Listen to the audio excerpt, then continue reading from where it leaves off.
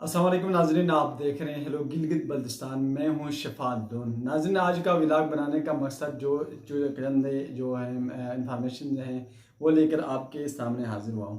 सबसे पहली बात तो ये है कि आप हमारे जो पेज में नए हैं और फर्स्ट अटैम्प्ट में हैं तो आप हमारे पेज को फॉलो कर लीजिए, लाइक कर लीजिए और आगे फॉरवर्ड कर लीजिए। तो नाज़रीन, आज का व्लॉग का जो मकसद है वो ये है कि नवाज शरीफ की मशहूरियत जो इस्लामाबाद में इंट्री के बाद यानी पाकिस्तान में पहली दफ़ा वो 4 साल बाद इंटर हुए हैं, उसके बाद उनकी मशहूरियत के जो हुई थी और उसके साथ जो उनकी TLP जो तहरीक लब्बैक पाकिस्तान है उनकी जो अपनी बहाली हुई है, जिसके ऊपर भी बहस कर लूँगा। और इसके साथ अली मोहम्मद खान और साबिक स्पीकर कौमी असम्बली असद कैसर साहब की अपनी जो मुलाकात हुई है वो मौलाना फजल रहमान साहब से हुई, जो PDM के सरबराह थे। और उसी के साथ जो तीसरी बात जो है वो इमरान खान की नाराज़गी जो है अली मोहम्मद खान साहब और असद कैसर साहब के साथ हुई है। और चौथा जो मेरा पॉइंट है वो इमरान खान के अपनी जो अप टू डेट हालात हैं उसके बारे में मैं बात करूँगा। सबसे पहले तो ये है कि मियां मोहम्मद नवाज शरीफ साहब की पाकिस्तान में एंट्री हुई, जिसके बाद एक बड़ा जलसा हुआ। जलसे से ये पता चला कि नवाज शरीफ साहब को काफ़ी आवाम की बड़ी तादाद उनको चाहती है, जिसका जो सबूत है वो लाहौर जलसे से है, जिस पर उनकी मकबूलियत में इजाफा हो चुका है। और हर शख्स के तकरीबन मैक्सिमम लोगों का यही ख्याल था कि जो न चाहते हैं उनका भी यही ख्याल था कि इमरान खान यानी नवाज शरीफ साहब को एक डील दी गई है जिसके तहत वो इलेक्शन लड़ के वज़ीर आज़म बन सकेंगे।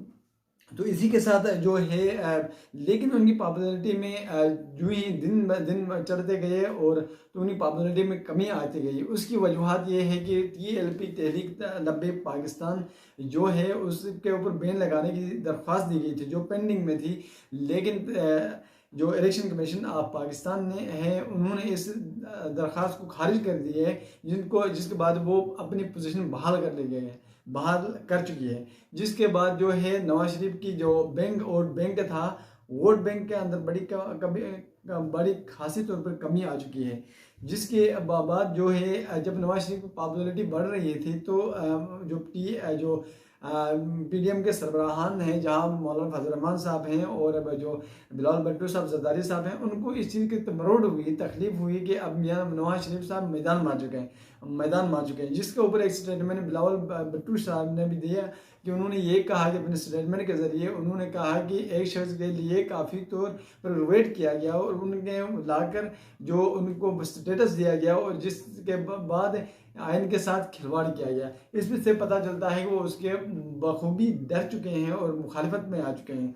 और इसके साथ जो जरदारी साहब हैं उनकी बतौर उनके साथ मौलाना फजल रहमान साहब के साथ उनके ताल्लुकात बढ़ते जा रहे हैं।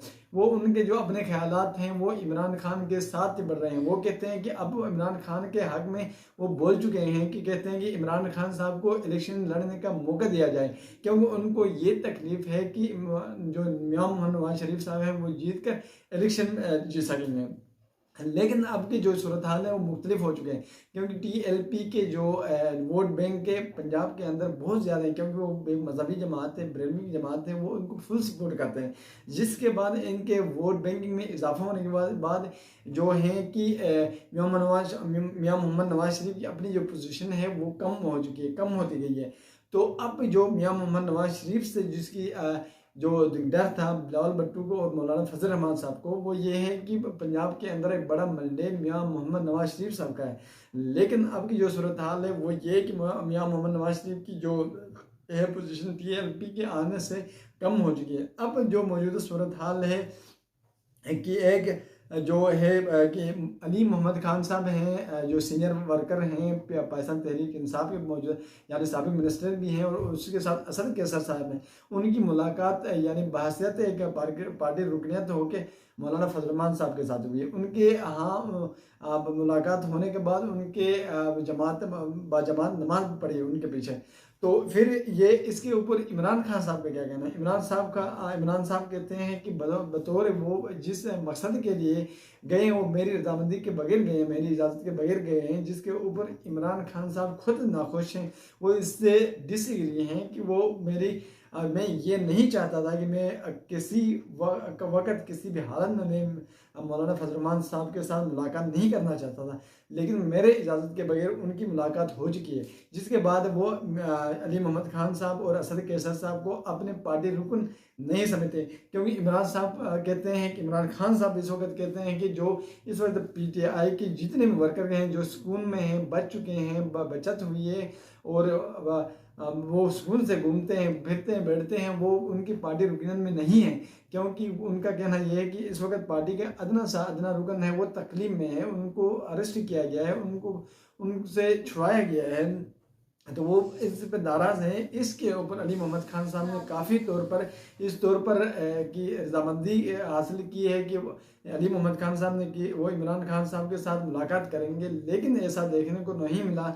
इमरान खान साहब वो इस चीज़ पर नहीं चाहते हैं कि उनकी मुलाकात इमरान खान साहब के साथ हो, और कि इमरान खान साहब नहीं चाहते हैं कि उनसे मुलाकात हो। अली मोहम्मद खान साहब काफ़ी कोशिश करते हैं अंदरूनी तौर पर, बैरूनी तौर पर, कि वह उनकी मुलाकात मियाँ मोहम्मद यानी इमरान खान साहब के साथ हो, लेकिन वो इमरान खान साहब खुद रजामंद नहीं। अब इमरान खान साहब की जो नाराज़गी उनके साथ है वो इसी पॉइंट के ऊपर है कि वो अब सुकून में है, तो वो उनकी पार्टी रुकनीत नहीं है।